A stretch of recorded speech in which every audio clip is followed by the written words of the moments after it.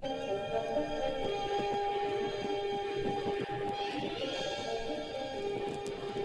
is the day before Christmas in Washington, D.C., where final preparations are underway for the tree-lighting ceremony on the White House lawn.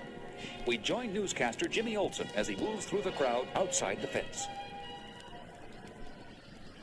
Hi, everybody. What a day this is. There's an excitement in the air like you wouldn't believe. Never saw so many happy faces.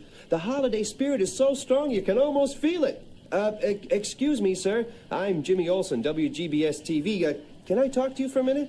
Sure. How do you like Washington? Great. What do you think of that tree up there? Fantastic. I'm from Oregon, and I know something about trees, and I tell you, that's got to be the biggest Christmas tree ever.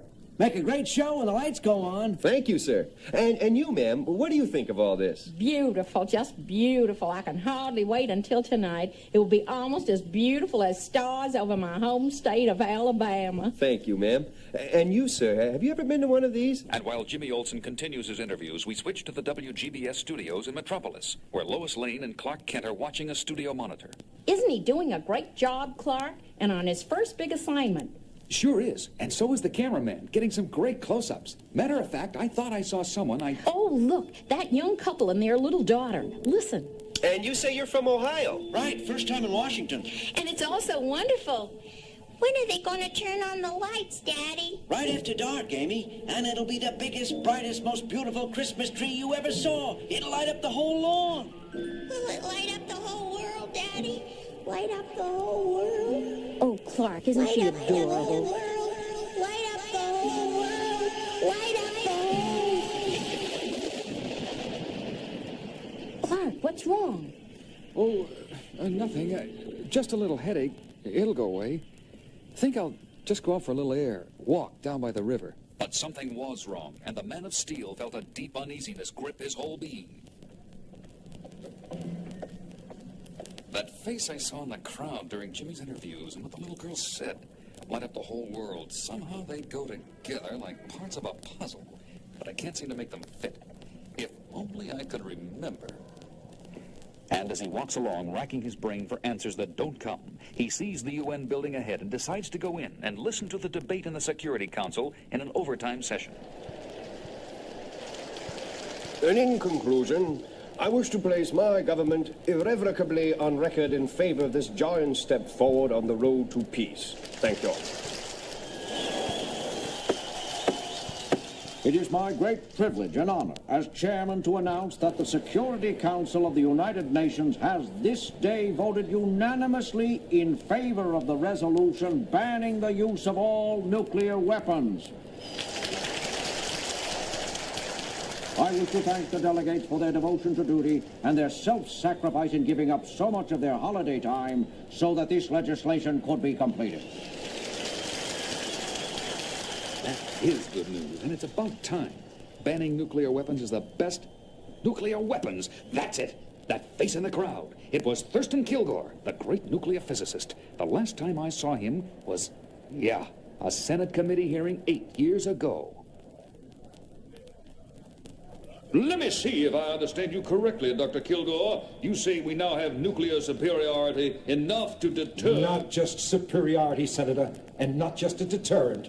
We have the capacity to destroy our enemies at one stroke, right now, today. You mean... I mean we should launch our nuclear missiles immediately. Without warning of any kind? Without warning, without delay, without mercy. Wipe them all out. You would destroy over 600 million human beings and women, children, just like that? Just like that. It will be the greatest display of man-made firepower in the history of the universe. He's mad. America will be the master of the world for 1,000 years. That will be all, Dr. Kilgore. No one will dare oppose us. No one. Remove that man. We will remake every government in the world in our image. And those that oppose us.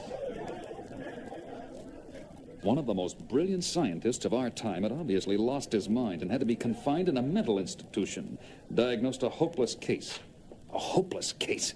Running loose on the streets of Washington. Great Krypton. I've got to get down there right now. This is a job for Superman.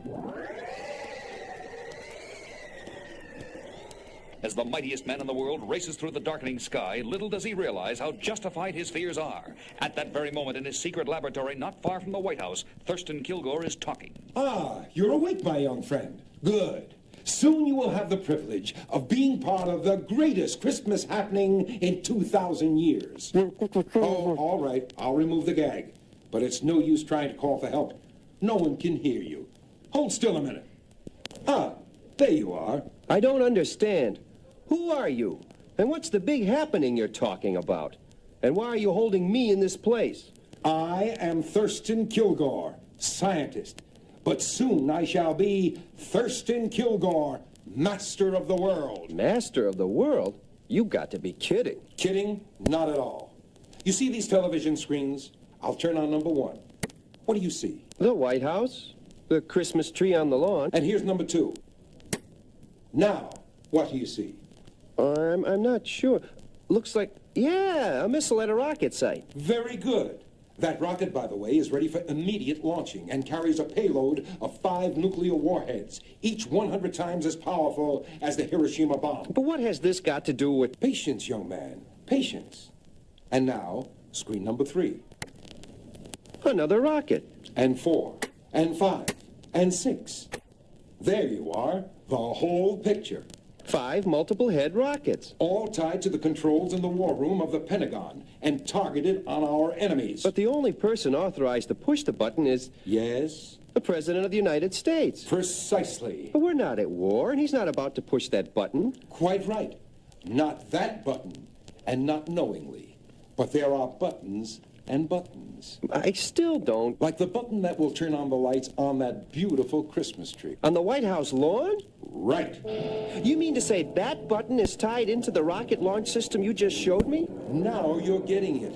It's tied in by a remote control circuit I secretly installed. And when the president pushes the button that lights the tree... Good Lord. For a brief moment, the lights will go on. And then a bomb concealed in one of the tree ornaments will detonate, destroying everyone in the immediate area. Including the president? Especially the president. And simultaneously, 5 beautiful rockets will soar like avenging angels through the night sky. And when they reach their targets, they will light up the whole world. But what have I got to do with all this? Why hold me? Because you, my young friend, are the bait in a trap I have set to capture and eliminate once and for all the only man who could possibly interfere with my plan, Superman.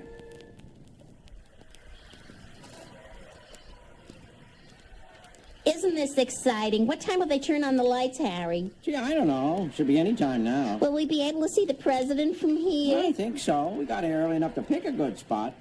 Hey, mister, watch where you're going. Oh, my gosh, it's Superman. I'm sorry, sir. I was looking for a young newscaster, Jimmy Olsen. He was interviewing people right around here a little while ago. Have you seen him? Oh, sure. He interviewed us. Did you see where he went? Last we saw, I went over to that van over there. Oh, the WGBS mobile unit. Thanks. Nobody here. What's this on the seat? A note addressed to me. If you want to see Jimmy Olsen alive, come to the top floor of the warehouse at the end of L Street. Signed TK. TK. Thurston Kilgore, so I was right. He was the one I saw on TV. And at that moment, a cheer goes up from the crowd. Hey, look, it's the president. I know there's something wrong here. Something involving the president, but I don't know what it is, and I have to go save Jimmy. Well, this is the warehouse, but I don't... Come in, Superman. The door's open. Kilgore. Welcome, Superman. Where's... Oh, Jimmy, there you are. Are you all right? So far, but you've got to stop him, Superman. He's going to... Don't worry. I'll take care of him. You'll take care of nothing, Superman. You're through. Superman, what's wrong? I feel weak. Dizzy. And soon you will feel nothing. This machine duplicates the deadly rays of green kryptonite, the only substance that can destroy the mighty Superman. And so I leave you both In a few minutes, you, Superman, will be dead, and my crypto ray machine will self-destruct, wiping out all evidence of my connection with this place, including you, little Jimmy. If only I could get loose. Ta-ta, both of you. I'm off in my armored car to watch the president light up the world. And just today, the day before Christmas, the United Nations Security Council, in extraordinary session, voted unanimously to ban all nuclear weapons. On this glorious night before Christmas, therefore, there is more hope than ever that peace on earth and goodwill to all mankind can become a reality. Come on, get on with it. Get on with it. Light up the tree, Mr. President. And so, with great joy in my heart, I press the button that will light up this beautiful symbol of brotherhood and love. And just as his finger touches the button, the figure of the mightiest man on earth swoops down out of the sky.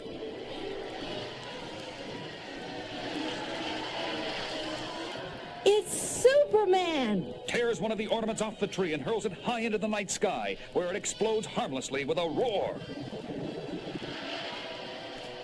Now the president is safe at least, but I was too late to prevent the rockets from being fired. Got to stop them somehow. And then occurred one of the most incredible events in the history of the world. Crisscrossing the skies at unbelievable speed, the Man of Steel flies to each of the 5 rockets in rapid succession, changes their course in mid-flight, and heads them on a collision course with the sun, where their death-dealing potential will be fused with the life-giving energy of Earth's great star.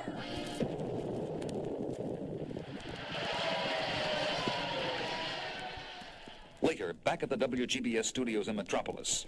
What an incredible story, Jimmy. By sheer luck, my chair fell over as I struggled to break the ropes I was tied up with. And I fell against Kilgore's crypto ray machine, knocking it over and putting it out of action. With the rays stopped, of course, Superman's strength returned. And since Kilgore had shown me where the bomb on the Christmas tree and all the rockets were located, I told Superman, and you know the rest. What happened to Kilgore? In a way, I feel kind of sorry for him. The failure of his plan was too much for his twisted mind, and the police picked him up, babbling like a baby on the White House lawn.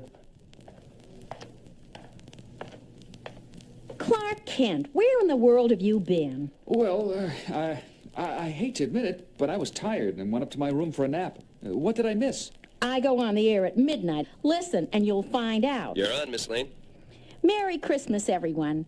This is Lois Lane with the latest WGBS inside story of how Superman saved the life of the president and prevented World War III in what will probably go down as one of the greatest Christmas events.